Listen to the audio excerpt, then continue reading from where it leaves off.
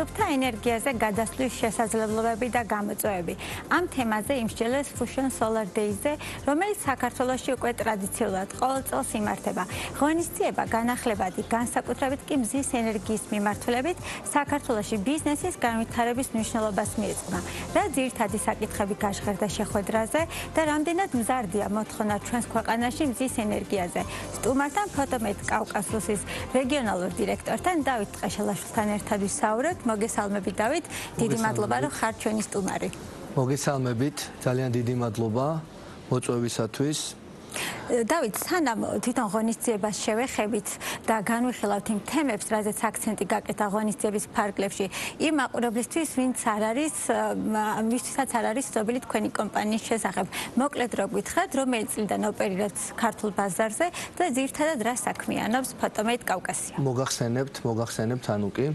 Photomate ბევრისთვის უკვე კარგად ნაცნობი კომპანია, მაგრამ კიდევ ერთხელ განმეორდებით. ჩეხური წარმოშობის კომპანია, რომელიც გახლავთ და დაიწყო ოპერირება 2008 წლიდან.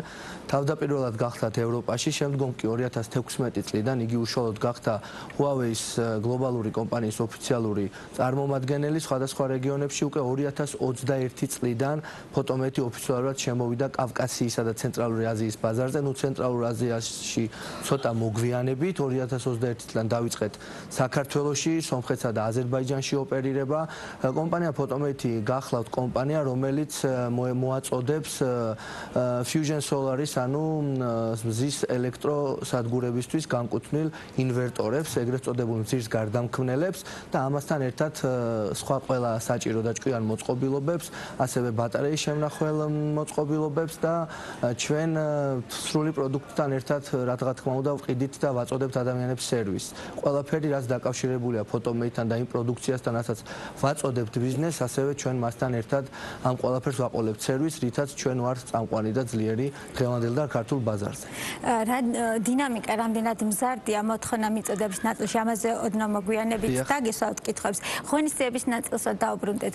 ძირითადად აი ამ წლის ღონისძიებაზე რა იყო მთავარი თემატიკა, რის გარშემოც მოხდა მსჯელობა? მოგახსენებთ, ვინაიდან და რადგანაც ჩვენ გახლავართ Huawei-ის ოფიციალური წარმომადგენლები და უკვე მეხუთე წელია ყოველ წელს ვატარებთ Fusion Solar Day in Georgia, ანუ პარტნიორების დღეს. რას მოიცავს და რას ნიშნავს ეს დღე? ჩვენ ერთად ყველა იმ ადამიანს, ვინც არის სექტორის გარშემო გაერთიანებული, ეს არის ბიზნესი, ეს არის საჯარო სექტორი. ყველა დაინტერესებული მხარე და მთლიანად დარგი, ვიკრიბებით ერთად და მართავთ ძალიან ძვირფას ღონისძიებას და ეგრეთ წოდებული იყო ესეც, როცა 25 სექტემბერს მოხდა ეს ღონისძიება ჩატარდა საქართველოში და ამ ღონისძიებაზე რა მოხდა, რომ იყო ეკონომიკის სამინისტროს წარმომადგენლები, რომლებმაც ისაუბრეს გამოწვევებზე, მიზნებზე, როგორ იქნება მომავალ წელს და საერთოდ პოლიტიკა რა მთავრობას ამიმართებს. მთავრობიდან რა პოლიტიკა იქნება გატარებული, როგორი მხარდაჭერა იქნება განახლებადი ენერგიის, კერძოდ კი მზის მიმართულებით. იყვნენ ასევე საჯარო სექტორის წარმომადგენლები, სემეკის წარმომადგენლები, მათაც გააცნეს გეგმა და მომავალი მიზნები და რა თქმა უნდა ბიზნესი და რა თქმა უნდა ჩვენ Photomate, რომლებმაც კიდევ ერთხელ გავუსვით ხაზი, როგორ ვუჭერთ მხარს და როგორ ვეხმარებით ქართულ ბიზნესს, რათა მოხდეს, რაც შეიძლება მეტი ენერგო დამოუკიდებლობა და აშენდეს საქართველოში მზის ელექტროსადგური.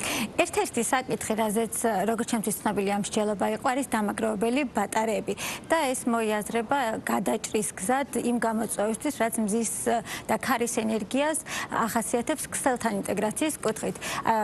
იმ ღონისძიებაზე თუ ყოფილა, ვთქვათ, აი გაჟღერდა, რამდენად მალე შეიძლება ვიხილოთ საქართველოში ქარის და მზის სადგურები ამ ახალი ტექნოლოგიით, დამაგროვებელი ბატარეების ტექნოლოგიით? მოგახსენებთ, ძალიან კარგი შეკითხვაა, ვინაიდან და რადგანაც გასულ წლებთან შედარებით ტენდენციამ ძალიან მოიმატა და ქვეყანაში მზარდად და აქტუალურად დაიწყო მზის ელექტროსადგურების მშენებლობა, ეს გამოიწვევს და ეს ნიშნავს იმას, რომ დროთა განმავლობაში ქსელისთვის საჭირო იქნება სტაბილურობა და იმისთვის, რომ ქსელი უფრო მეტად იყოს სტაბილური და მყარი, ამისათვის საჭირო გახდება მზის ელექტრო დამაგროვებლები, ეგრეთ მოწოდებული შემნახველი ბატარეები. შესაბამისად, სახელმწიფოს მხრიდან უკვე დაიწყო ამაზე ზრუნვა და ეხლა არის ერთ-ერთი მიმდინარე პროექტი, რაზეც იწყებს სახელმწიფო საუბარს და განხორციელებას და იქნება უდიდესი დამაგროვებლები, რაც გააძლიერებს ქსელს და ასევე მცირე და საშუალო ბიზნესმაც დაიწყო ამაზე ფიქრი და აქტუალურად ჩვენ გვაქვს რამოდენიმე სახის შეხვედრები, ვესაუბრებით მსხვილ ბიზნესს, მათ ვინც დაინტერესებულები არიან მზის ელექტროსადგურთან ერთად დაამონტაჟონ შემნახველი სისტემის მოწყობილობები, რომლებიც ანუ ინტერესი ამ რა თქმა უნდა იწყება ამ ყველაფრის მიმართ ინტერესი პირობითად ჩვენ ევროპული კომპანია ვართ და გახლა ვართ მსოფლიოს 23 ქვეყანაში პოლონეთში, ჩეხეთში ამაზე უკვე აქტიურად მიდის მუშაობა და აქტუალურად აყენებენ შემნახველებს ვინაიდან და რადგანაც იქ უკვე მზის ელექტროსადგურების მშენებლობის პროცესი შედარებით მინელდა ჩვენს ქვეყანაში ჯერ კიდევ აქტუალურია რომ და ვაშენებთ მზის ელექტროსადგურებს და სახელმწიფო მხარდაჭერა არის ამ ყველაფრის მიმართულებით და მომავალი ამისია, ამასთან ერთად სახელმწიფოსთან ერთად ბიზნესი აუცილებლად დაიწყებს და იფიქრებს, რადგან ეს ყველაფერიც ბიზნესისთვის არის ძალიან სარფიანი და მომგებიანი. აი თქვენ ახსენეთ, რომ 23 ქვეყანაში ხართ წარმოდგენილი და დარწმუნებული ვარ, რომ ამ ბაზარს 23 ქვეყნის კარგად იცნობთ. ის გამოწვევები, რაც ვთქვათ, ამ ქვეყნებშიც იყო ამ მიმართულებით განახლებადი ენერგიის ქსელთან ინტეგრაციას კითხულობ. საუკეთესო მაგალითი, აი კარგი პრაქტიკა, რაც შეიძლება რომ ჩვენ გავიზიაროთ, რა არის? მოგახსენებთ. პირველ რიგში რეგულაციები და მხარდაჭერა, რომელიც უნდა მოხდეს საჯარო სექტორსა და ბიზნესს შორის. ესეთი გამოწვევები იყო თავის დროზე ევროპაშიც და ევროპა ამ ყველაფერს ძალიან ხიდი მხარდაჭერა გამოუცხადა. ამასთან ერთად ფინანსური ინსტიტუტები, ძალიან მნიშვნელოვანია ფინანსური ინსტიტუტების მხარდაჭერა მაშინ, როცა განვითარებად ქვეყანაში სახელმწიფო იწყებს განავითაროს ესეთი დამოუკიდებელი პროექტები და ენერგოდამოუკიდებლობა იქნება ერთ-ერთი დიდი საწინდარი, რომ ქვეყანა იყოს ერთ-ერთი დიდი ასპარეზის ეკონომიკური სიძლიერისა და ასევე საერთაშორისო პროექტები, ანუ მე ვგულისხმობ უფრო სახელმწიფო დონეზე არსებული პროექტები, რომლებიც იქნება უფრო მეტად აამაღლებს ცოდნის დონეს და სოციალური პროექტები, მოდი ესე დავარქვათ, სხვადასხვა სოციალური პროექტები, რაც ხალხში ცნობადობას გაზრდის, თუ რატომ და რისთვის არის საჭირო ამ ბიზნესში იყოს, რაც შეიძლება მეტი აქტიურობა და მეტი ინვესტიცია. რადგან მომავალი ვფიქრობთ, რომ უჭირავს დღეს ამ ბიზნესს ძალიან დიდად. თქვენ ახსენეთ, რომ ხართ ბოლო წლებია საქართველოში წარმომადგენელი მსხვილი გლობალური დისტრიბუტორი ხართ მსხვილი გლობალური მწარმოებელი კომპანიების.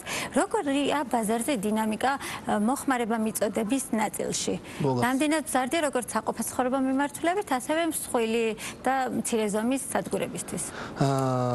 მოგახსენებთ, ბოლო წლების გამოცდილებიდან გიამბობთ, რომ მაშინ, როდესაც ჩვენ დავიწყეთ ოპერირება ამ ბაზარზე 2021 წლიდან, მაშინ ტენდენცია იყო შედარებით მინელებული, თუმცა ძალიან აქტიური იყო სომხეთის ბაზარი და შესაბამისად სომხეთში იყო ძალიან დიდი მოთხოვნა, როგორც საყოფაცხოვრებო, ისე საშუალო სიმძლავრის და უფრო მეტად დიდი სიმძლავრის პროექტებისათვის. ამ წელს უკვე აქტიურად დაიწყო ჩვენს ქვეყანაში ეს პროცესები, ამ პროცესებს ხელი შეუწყო ასევე სახელმწიფო მხარდაჭერებმა და იმ აუქციონის სისტემებმა, რომელიც აუქციონის სისტემებთან სახელმწიფო უცხადებს ბიზნეს მხარდაჭერას, შესაბამისად მოთხოვნა გაიზარდა.